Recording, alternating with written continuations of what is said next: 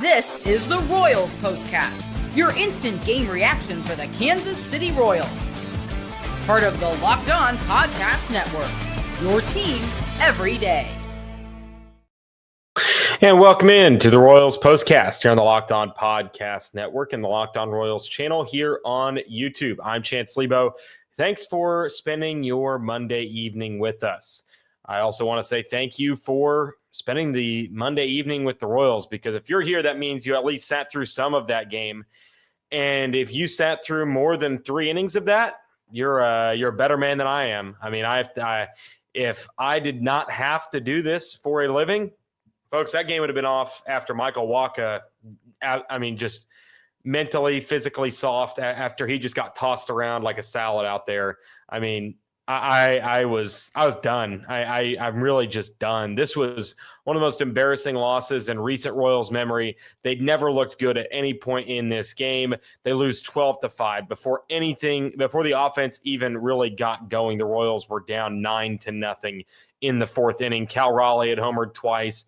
We had seen the Mariners bat around like it was nothing. That was one of the most atrocious performances. And it goes back to what I was saying on Saturday when we talked about the Phillies game. There are levels to this. It's like the Billy Beane speech in Moneyball, and I won't directly quote it because it has profanity in it. But there are good teams and there are bad teams. And this is kind of where the Royals are at right now. They're right in the middle. They're not a good baseball team. And I don't want to hear this like jolly BS, because I'm done with that. Like it is September 16th. I think we can all agree, lock hands and say this is not a good baseball team. They performed like it for a 2-week stretch in late September or in late August, but this is not a good baseball team. I just can't. I can't do this anymore. I don't want to talk about how bad the Royals looked, but boy, did they just look really bad today. I mean, Michael Wacha, and I've said it multiple times this season, he's just soft. He's just soft, and I'm going to go into it. That is what we'll be talking about. This is what you'll be talking about. I mean, just soft. I've said it so many times for Michael Wacha, the inability to just get guys out. I mean, this guy is a long-time veteran at the major league level. And every time, he's got, I think, the most innings pitched for the Royals this season. He's got one of the best ERAs on the team. But every time I watch him pitch, it just is like pulling teeth. I can't stand watching him, because every single base runner, what should be a paper cut turns into an open wound like that. I mean, that's watching Michael Wacha pitch. It's so painful to watch him, throw 92-mile-an-hour fastballs and looping changeups and have zero confidence whatsoever. It's just atrocious. And he's been poor this season. I was a fan of the extension when it happened. When they signed him to that extension this offseason, I was a fan of it. I was like, 3 years, you've got a high floor, low ceiling kind of pitcher. But the high floor that we thought we have just isn't there. It's just not there. He wasn't good tonight. 9 hits tonight against Michael Wacha. And guys, he was getting smoked up there. I mean, 1, 2, 3, 4, 5, 6, 7, 8, 9, 10 hard hit balls all night. He gave up 9 hits. He got 8 outs, 6 balls, 15 balls in play, and none of them were really that. And let's pull up his Savant page. We'll pull it up here, because that's what I want to see tonight is Michael Wacha's baseball Savant page, because it was not good. It was not good today. I mean, this is his line: 2 2/3, 9 hits, 7 earned, 2 strikeouts on 47 pitches, 10 hard hit balls. No pitches were that good for Michael Wacha. We'll scroll all the way down to his outing tonight, because the Mariners used a ton of pitches. I mean, average exit velocity, 96 miles an hour. 96 miles an hour against Michael Wacha. In the zone on 60% of his pitches and a 26% chase rate. 1 whiff all night long on 25 swings. That's just not good. It's not good enough. His fastball wasn't good. His changeup wasn't good. And guys, I don't mean to be the bearer of bad news, but when those 2 pitches aren't good, Michael Wacha's not a good pitcher. When he doesn't have his fastball and his changeup, he's not a good pitcher. When the smallest inconvenience comes to occur, he's just not good enough. And that's my biggest point of frustration with him. At least Seth Lugo, you can say he has 7 pitches. I mean, I know it's technically 11, but really it's 7 pitches. You can say that Noah Cameron has 4 really good pitches. Cole Reagans has 5 good pitches. The reason that Chris Bubich struggles at times is because he has 3 solid pitches. Michael Wacha has 2 pitches, and when one of them isn't on, he's atrocious, and he was horrible tonight. Just wasn't good enough. And you want to, and I get it, you run into a Mariners team that's won now 10 games in a row. Congratulations to the Seattle Mariners. That's what a good baseball team looks like. That's what you should try to do. Because, guys, it wasn't like the Royals' 9 of 10 streak in the middle of the season. I mean, you look at Seattle's 10-game winning streak, and they are just whooping people. I mean, it is not even competitive. 11-2, 5-3, 2-1, 7-6, 4-2, 5-3, 4-2, 18-2, 10-2. They are just dominating teams, and there are so many times this season that they have just not done well. And Chuck, I appreciate your comment saying I didn't get the score right. I started the live stream. I put the title in before the game ended. I'm sorry for that. If that's your point of contention, then maybe this isn't for you. I go live right after the game ends, so I don't have time to put in the exact final score right when the stream goes live. I'm sorry for just having a lot of things on my plate right now. But man, I just feel like this is just not a good enough baseball team to compete with these teams. There are so many things that they have to do this offseason to go in and fix the little issues. There's so many little issues because you cannot have Michael Wacha get blown up, especially when you have the pitching depth that they have. I mean, I just don't know if Michael Wacha can be a guy that you go into next season and rely on for the long term. So I just don't like the mojo whatsoever. I don't like it at all. But man, that was the most frustrating. Baseball I've watched in a long time, and we're gonna talk about Carter Jensen. But I just wanted to get it off my chest that this is not a good baseball team right now. This team has been a good baseball team for about a week this season. They've been pretty mediocre all season long, and this was a really frustrating loss. Nothing about this game was competitive at all. JJ Piccolo comes out pregame and says they have to treat this like a postseason series, like a must-win series. And tonight you see just a lack of effort in so many ways. Michael Wacha basically throwing up the white flag on the pitching mound. It's the final homestand of the season, and that's how you started off. That's just not going to be good enough. So, a bad day, an awful day at the ballpark for anybody not wearing number 22. We will talk about number 22, Carter Jensen, when we come back here on the Royals Postcast. All right, today's show is brought to you by Nutrafol. You've probably seen a million ads for hair growth products and thought, sure, like that actually works. There are so many products out there, and it's hard to know which ones are actually going to do anything. That's why you should give Nutrafol a closer look. Nutrafol is the #1 dermatologist-recommended hair growth supplement brand, trusted by over 1.5 million people. And it's not just hype. This is a supplement clinically tested that targets the root causes of thinning and shedding with a proactive approach. I love Nutrafol because it's simple to add to your day. 4 pills with a meal, no prescription needed. It's super easy, and you can feel good about knowing Nutrafol is NSF certified and backed by peer-reviewed studies. See thicker, stronger hair with less shedding in 3 to 6 months with Nutrafol. For a limited time, Nutrafol is offering Locked On Royals listeners $10 off your first month subscription and free shipping when you go to Nutrafol.com and enter the promo code LOCKEDONMLB. That's Nutrafol.com/LockedOnMLB. Today's episode is also brought to you by Gametime. There's nothing like catching a baseball game live.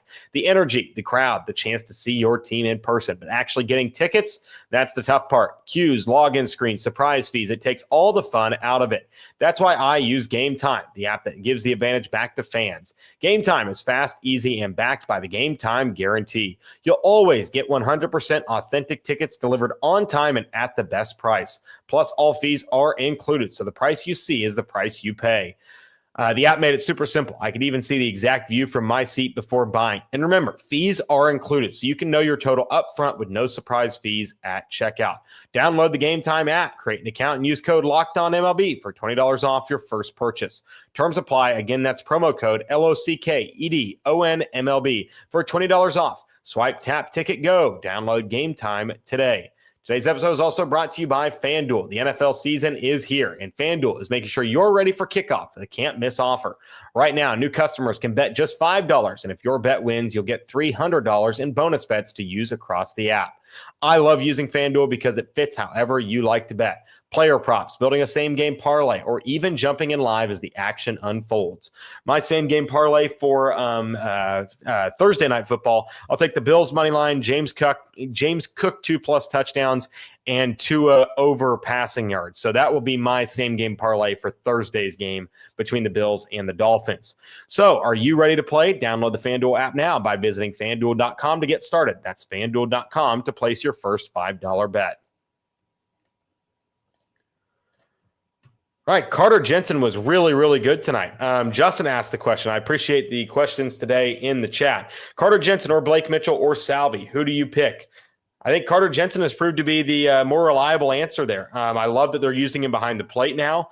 I really, really like Carter Jensen when it comes to his ability as a catcher.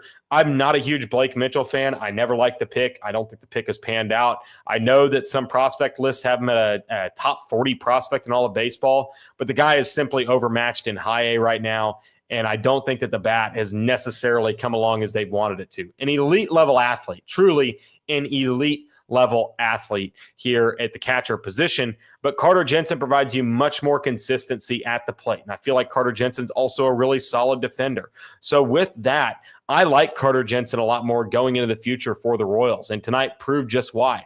And we talked about it a little bit. I think it was on, maybe we talked about it on Sunday, but we talked about it where, Carter Jensen, I feel like the reason he wasn't catching was because he needed a 2-week buffer to get acquainted with the pitching the pitching coaches and the pitching staff to familiarize themselves with the the game calling and the game planning. That seemed like the reason they gave him a 2-week period where you just use him as a pinch hitter or a defensive replacement.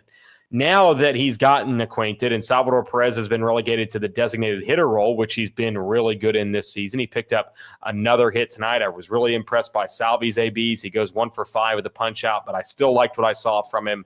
I really liked what I saw from Carter Jensen today. I mean, 2 home runs, another double, 3 for 4 at the plate. I mean, it felt like he finally got the monkey off of his back, but let's all just calm down. Let's all remember that Jack Caglione did something very, very similar in Texas a couple of months ago. Sorry.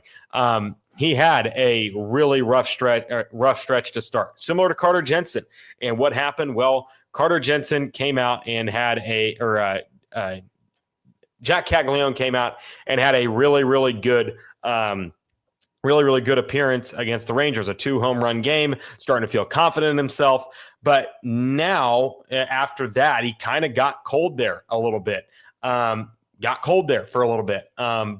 man, I really thought that he was good tonight. I feel like he continues to be really good. And other than Carter Jensen, the Royals just didn't get enough offense tonight. And I talked about this the other day. I'm going to pull up my tweet because this is a damning statistic if you want to look at it, because it happened today. The Royals scored 10 runs on Sunday. The following game, they scored just what they scored today. They scored 5. I mean, it was not a good offensive day, but you get 5-0, 3-0. You just get a lot of offensive performances in which they just aren't good enough. This is the last 4. They've lost each of the last 4. And when you take in this 1-0 win, you're looking at 1 run, 3 runs, 0 runs, 2 run, 1 run, but it's in the 10th inning, 0 runs, 4 runs, 1 run, 1 run, 5 runs. Tonight, they just weren't good enough. They just weren't good enough offensively. And it's my biggest point of frustration with this team is the lack of consistency offensively. And tonight, I get it. Logan Gilbert's a good arm. But, I mean, Aaron Nola's a really good arm. He's one of my favorite pitchers to watch in Major League Baseball. But, man, they just didn't do enough tonight, and it continues to be the same story over and over again. They don't perform well in back-to-back days, and that's the reason why a team like the Mariners, who is a really good and deep lineup with a guy where did Canzoni hit tonight? Dominic Canzoni hit in the 7-hole, 5 hits, 3 home runs. 5 hits, 3 home runs for Dominic Canzoni out of the 7-hole tonight. You want to know who hit 7 for the Royals tonight? Jonathan India, and he went 1 for 3, and he's been better. But when was the last time you've seen a Royals pitcher or a Royals hitter in the bottom third of the lineup, other than what we saw from Carter Jensen tonight? I mean, have a good performance. They just don't have that lineup depth that we saw when they were hot in the month of August. That's just not what we've seen. They've really feathered out, and they just have not been good enough here recently. I'm out.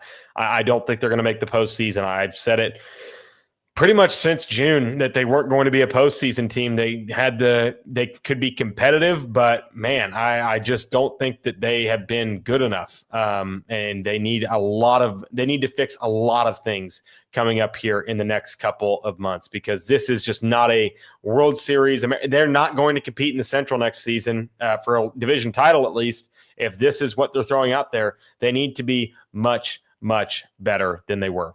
All right. I appreciate you guys for joining us tonight. I know a disappointing loss. I know a lot of people have checked out because of the fact the Royals are now a game under 500, pretty much eliminated from postseason contention. And the Chiefs are obviously the hot button issue right now across the Midwest, at least. But I appreciate you guys for sticking with us and being here with us tonight. We will be back tomorrow night for another edition of the Royals Postcast. We'll come to you live after the game, and we will see you then for another edition of the Royals Postcast.